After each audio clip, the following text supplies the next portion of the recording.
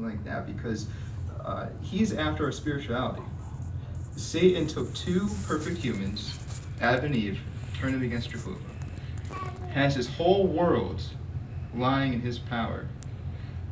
We don't know how many angels turned demons he has by his side. And even though he failed, just the attempt of trying to tempt Jesus, as we learned in our meeting this past week, just the attempt in itself just shows how far Satan will go. So again, what are we to do against something like that? We want to stick with the herd. And we're going to learn about what the herd is in a second, but let's look at 1 Peter chapter 5, verses 8 and 9. It's going to illustrate what we're up against, but again, what we can do about it.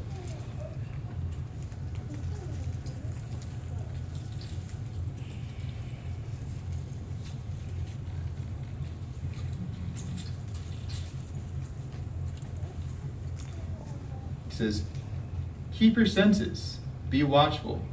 Your adversary, the devil, walks about like a roaring lion, seeking to devour someone. But take your stand against him, firm in the faith, knowing that the same kind of sufferings are being experienced by the entire association of your brothers in the world." The last time I gave this talk was about 3 years ago. And around that time, leading up to the talk, there was a documentary I watched. And this documentary had, this cameraman were following a bunch of oxes. And oxes are these big, burly animals. And so amongst that herd of oxen was a little tiny baby ox. And every once in a while, this baby ox would almost split from the group, get distracted by something. I'm not sure what he saw. The big oxes would turn around and more or less go to the ox and say, "Wake up, get back in line," right? Big ox, or the little ox would perk up, get back in line. The problem with that is that you had the predators, these lions, or these coyotes or these wolves. And they're not looking to say, "Man, that is so cute, look at that little ox." No, that's dinner. Look at that, that's our dinner right there for tonight. And what happened was these wolves, these coyotes, they walked and they stalked them, and they had their head down real low like this so they wouldn't be seen. And you know what happened next? The little ox got out of line. These wolves or coyotes were all over them, tore them up, made them dinner. The same thing can happen to us spiritually. We need to be here at our meetings on a regular basis. Of course, barring something like emergency or health, we need to be here on a regular basis. Hebrews chapter 10, verse 25, it highlights not forsaking our meeting together as some have a custom. Because really, it's in here that we learn how to defend ourselves against a satanic lion-like attack that's bound to happen. It's in here that we put ourselves in the center of strong brothers and sisters, those strong oxmen who will almost protect us. Even those occasions when we may find ourselves slipping spiritually, those strong friends will take notice of that and again, nudge us and push us back in line. But we can't do that if we're not here on a regular basis, nor can we give that to others if we're not here regularly. And if we're here regularly, what we learn is the importance of avoiding unnecessary association with the wrongdoers in the world. A very famous scripture we're going to turn to is 1 Corinthians chapter 15, verse 33. And if you grew up in the truth, you knew this over and over again by your parents. And if not, you're going to learn.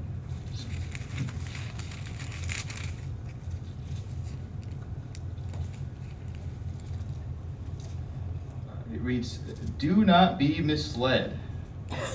Bad associations spoil useful habits." Now, let me ask, is there a complete 100% foolproof way to avoid complete association with the world? No, it's not possible. There is a necessary degree in association with the world. By way of example, a lot of the young ones just finished school. Pretty soon you'll be back, but legally you have to be there for the 9 months or 8 or 9 months that you're there, for the 6-7 hours a day. You have to be there. That's the necessary association. The unnecessary association comes into play with things like school dances, maybe proms, extracurricular activities such as clubs and sports teams, things that will directly take you away from Jehovah God in association with his people. See, that's the necessary association. For us adults or those in the workforce, financially, we have to be at work. We have ours to provide, we have ours to provide for, and we have a family to provide for. Financially, we have to be there. But holiday parties, office parties, happy hour with co-workers, that is the unnecessary association as well. Even things going back to adults in school, these 10, 20, 30-year class reunions with people who were miserable your senior year, and 10, 20, 30 later is still just as grumpy as you left them. That's true. That's the unnecessary association. However, even going even further, if one wants to get married, we don't want to marry just anybody. We want to marry only within the Lord, but we want to choose someone who is spiritually mature and spiritually grounded. Jehovah views marital arrangement as a permanent bond. And if we marry, and whom we marry, what we marry is a direct reflection on who and what we are spiritually deep down. So very serious thing to consider. However, a very special type of association we do want to avoid as well is that of apostasy, apostate literature in whatever type of form it comes in, either be in literature or even digital, because now they come through your phones, and now they come through our tablets, and now they come through our computers. So it causes for a special type of awareness. As a matter of fact, 2 Corinthians chapter 11, verse 13 and 14, we're going to take a look at that and have an illustration following. Just want to see how damaging that is to our spiritual bodies.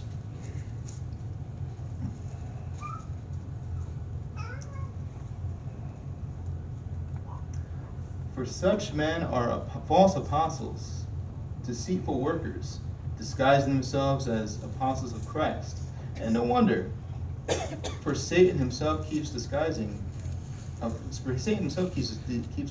himself as an angel of light. You probably know it's pretty hot outside. It's very warm. And what if I said to have empty glass of water, empty cup, excuse me, and I said to Darius, can you go into medicine or the closet and just give me fill up with some Windex? And Darius, because he's smart, says, it's not a good idea. Why would you drink Windex? You already know that's a trip to the hospital, guaranteed. So if you wouldn't drink Windex, why would we ever mess with apostate literature, knowing what it's going to do to our spiritual bodies? This scripture in 2 Corinthians, it wasn't just a scripture, it was actually a warning label as well. Do not drink, do not inhale, do not consume. Will damage, destroy, or kill our spiritual bodies, right? Satan the devil, the very first apostate there ever was, one of his first teachings to if you want to call it teaching, to Adam and Eve. Remember what he said? No, you positively won't die. As a matter of fact, you're bound to be just like Jehovah. You'll see all things, right? And look what it did to us. It put us in the sorry and perfect state that we're in today. So instead of filling ourselves up with that spiritual poison, what we want to do is fill up our bodies with that godly influence. And by filling ourselves up with a godly influence, we're showing that we want to walk with Jehovah God, and we want to associate with his people. A little earlier, I mentioned the benefits of positive association through that of Jonathan and that of David. They chose to walk with Jehovah God and associate with each other. If you look in, we're going to talk about Dinah for a moment in the book of Genesis chapter 34, because unfortunately she chose not to walk with Jehovah God and associate with the wrongdoers, and had some serious repercussions because of that. So we're going to look at Genesis chapter 34, verse 1 and 2. Just to see what happened. And just a little background, Dinah was the daughter of Jacob, so she knew Jehovah God, but she had a very consistent habit of associating with the Canaanites, who were very immoral people at the time. So let's see what happened. We're going to break this up. So verse 1 and 2 of chapter 34 in Genesis. Now Dinah, Jacob's daughter by Leah, used to go out to spend time with the young women of the land. Now Shechem, the son of Hamor the Hivite, a chieftain of the land, saw her and took her and lay down with her and violated her. So, very sad repercussions. So what we have here is a young woman who knew Jehovah God, knew his standards, had continuous association with immoral people, so that right there, met a man named Shechem, and unfortunately was violated by him. The sad part is, it gets worse. If you keep going to verse 25 through 28,